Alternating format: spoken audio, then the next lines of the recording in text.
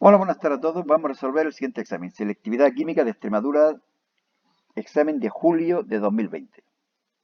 Ya sabéis que normalmente son en junio, pero bueno, el bicho ha hecho que sea en julio este año. Antes de hacerlo, os recomiendo que veáis este blog, selectividadjosecuenca.blogspot.com, en el cual estamos colgando en formato PDF los exámenes que estamos realizando en vídeo también. Fijaros que voy a pasar hacia arriba y así sería como encontraríais el blog. Aquí podremos ir viendo las páginas en las cuales se encuentran los distintos exámenes. Ahora, evidentemente, hay nada más que lo del 2020. Pero bueno, posteriormente iremos poniendo lo del 2021, 2022, incluso también los anteriores 2019, 2018, etcétera.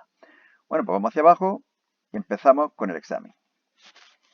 Primer ejercicio. Sabiendo que el litio sólido reacciona con flúor gaseoso para dar fluoruro de litio sólido, A. Construir el ciclo de Bohr-Haber definiendo cada una de sus etapas. Bueno, el ciclo de Bohr-Haber es pasar desde los elementos en su estado natural hasta el producto final. Fijaros, litio sólido, lo sublimamos hasta litio gas, le quitamos un electrón mediante la energía de ionización para convertirlo en el ion correspondiente. El flúor lo disociamos, necesitamos media molécula para obtener un átomo de flúor gaseoso, capta un electrón mediante la afinidad electrónica y ahora estos dos iones se atraen, forman la red cristalina y se desprende una energía que es la energía reticular. Estos serían todos los pasos. Directamente, ¿cómo se podría hacer? Mediante la entalpía de formación, pasamos desde los estados, desde los elementos en su estado natural, hasta el compuesto iónico. Y por lo tanto, la entalpía de formación será igual a la energía de sublimación, más la energía de ionización, más media energía de disociación, más la afinidad electrónica, más la energía reticular. Aquí tenéis las definiciones de todas ellas y ahora vamos a calcular en el apartado B la energía reticular. Podéis pausar el vídeo para leer las definiciones y yo paso a hacer el apartado B. Como he dicho, lo único que tenemos que hacer es despejar de esta ecuación la energía reticular y como lógico sale siempre un valor negativo, puesto que cuando los iones de distintos signos se atraen, se acercan, se desprende energía. Y aquí tenemos a Herr Max Born, casi nada, al aparato. Bueno, pues vamos a pasar a hacer el segundo ejercicio. Perdón. Para la siguiente especie, perdón, ion cloruro, sodio positivo, criptón, hierro y estroncio 2 positivo, a escribir las configuraciones electrónicas de las 5 especies. Bueno, aquí las tenéis, no hay dificultad. Apartado B, razonar qué especie tiene electrones desapareados. Fijaros que hay 4 con configuración de gas noble, que tendrán todos sus electrones apareados. Solamente el hierro tiene 4 electrones desapareados, como indicamos en este diagrama de flechas. Fijaros que aquí están todos los electrones apareados, hasta que llamamos a los orbitales 3D. Aquí hay 6 electrones. Se pone aquí el primero, el segundo, tercero, cuarto, quinto y el sexto tiene que venir aquí. Fijaros que vamos ocupando los distintos orbitales mientras se pueda con un solo electrón. El sexto electrón viene aquí, 2 electrones apareados, pero estos 4 desapareados. Justificar cuáles de las anteriores especies son isoelectrónicas. Bueno, pues las que tengan el mismo número de electrones, que como veis son el cloro negativo y el criptón. Y vamos a pasar a hacer el ejercicio número 3, que es un problema típico de examen de selectividad. Nos dicen que para la reacción 2A más B para dar C más D se obtuvieron los siguientes resultados. En esta tabla los tenemos. Fijaros, primera, segunda y tercera experiencia, diferentes concentraciones iniciales de A, diferentes concentraciones iniciales de B y diferentes velocidades de reacción. Escribir la expresión de la velocidad indicando el orden global de la reacción.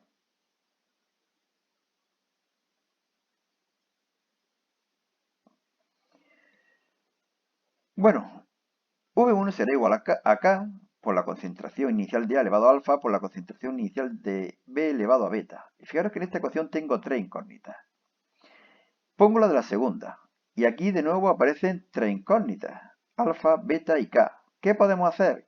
Fijaros que si divido V sub 2 entre V sub 1, la K se va, pero la beta también se va. Porque aquí tenemos 1,4, digo 0,4 elevado a beta, y aquí tenemos 0,4 elevado a beta. Es decir, ¿qué me va a quedar? Que V sub 2 partido V sub 1 igual a 0,60, 0,15, 4, 1,4 alfa, 0,7 alfa, o lo que es lo mismo, 2 elevado a alfa, y por lo tanto alfa tendrá que valer 2.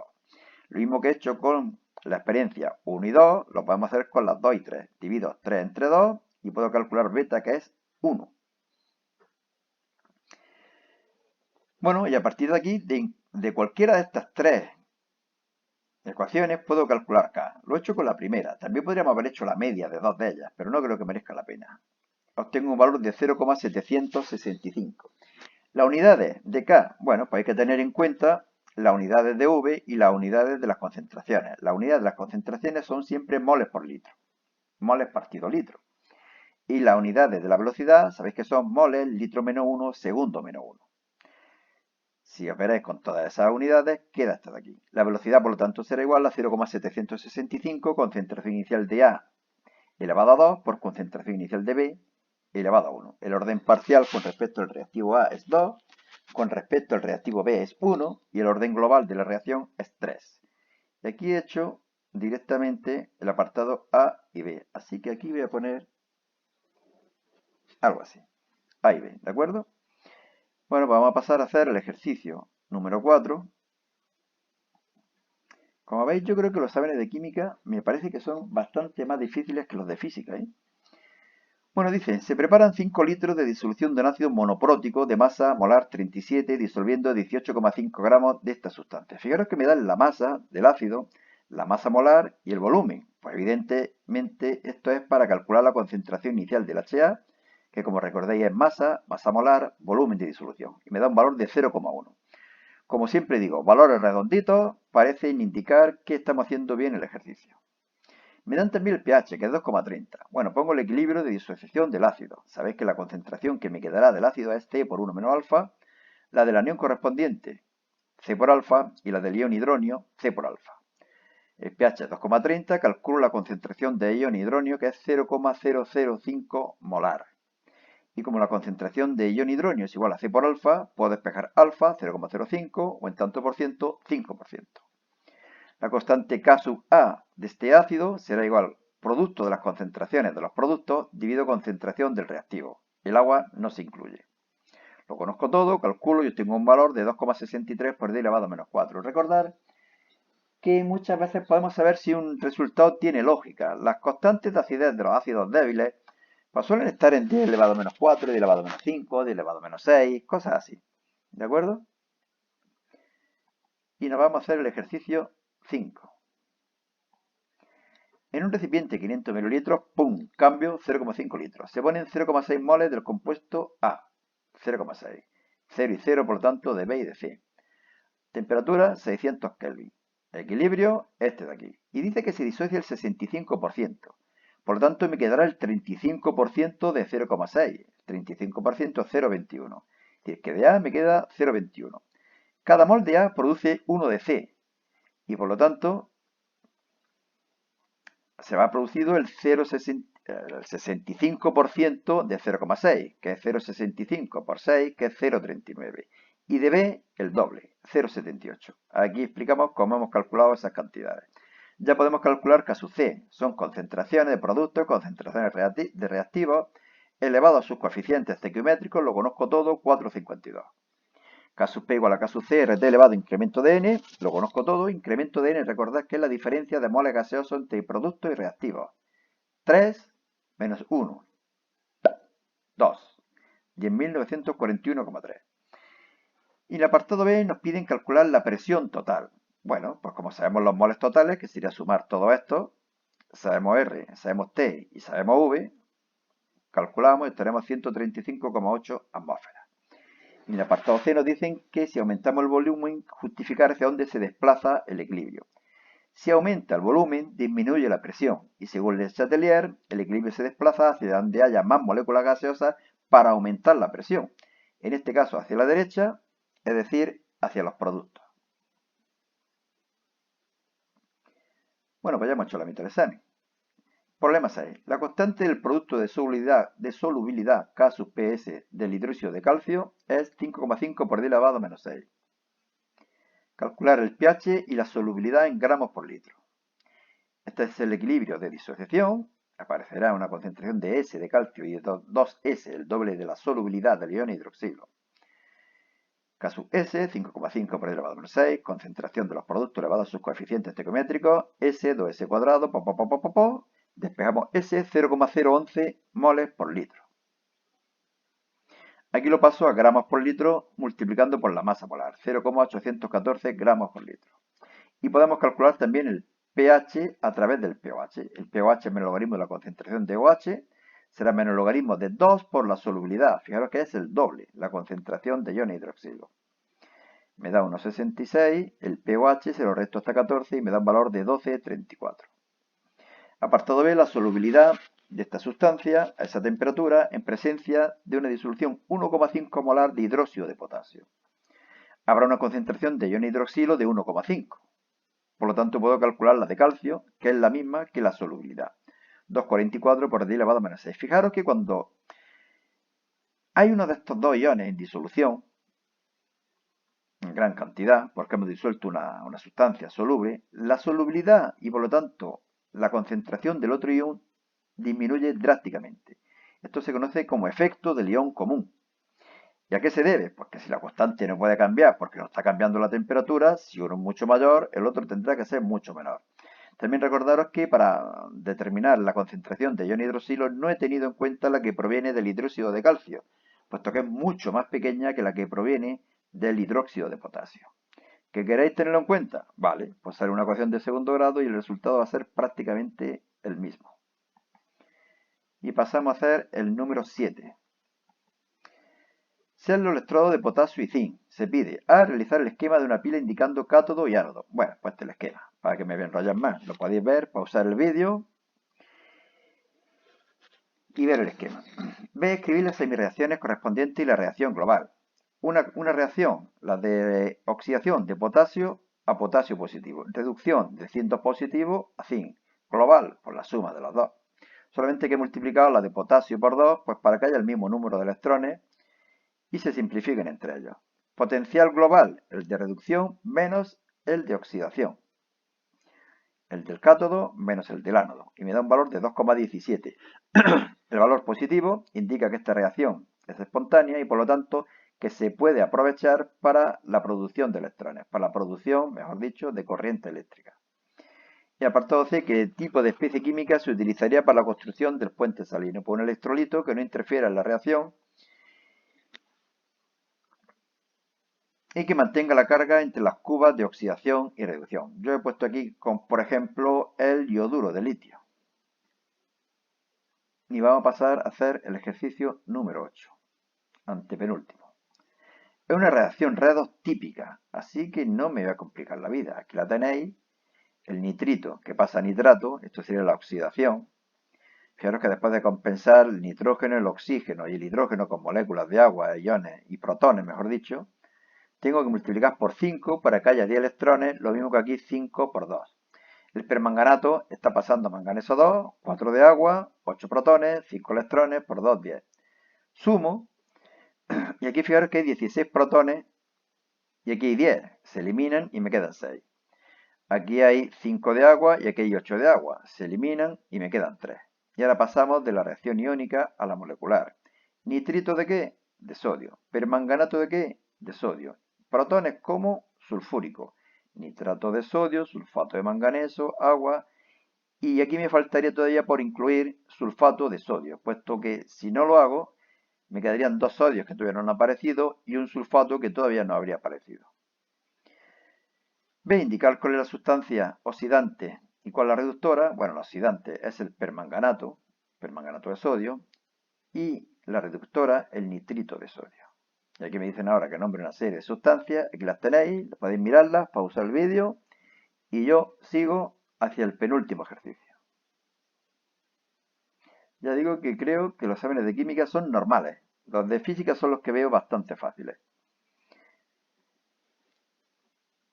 9. La constante de velocidad aumenta al triple de una reacción cuando la temperatura pasa de 300 a 400 Kelvin. Fijaros que aquí incluso estamos utilizando esta ecuación, la ecuación de Arrhenius, que no es normal que caiga por lo menos en otras comunidades autónomas. Veo bastante completo para un profesor, quizás bastante complicado para un alumno.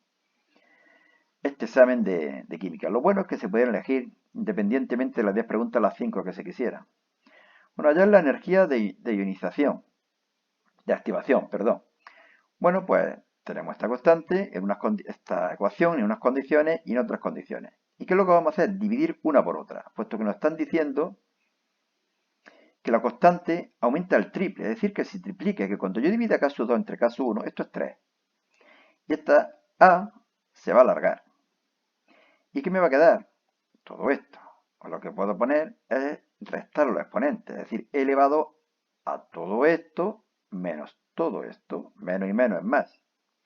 Tomo el logaritmo neperiano y me queda esto de aquí. Multiplico y saco factor común R y E sub A. R y R se va.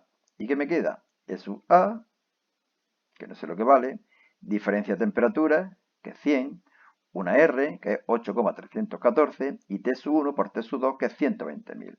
Hago todas las operaciones y me queda 10.960,6 julios por mol.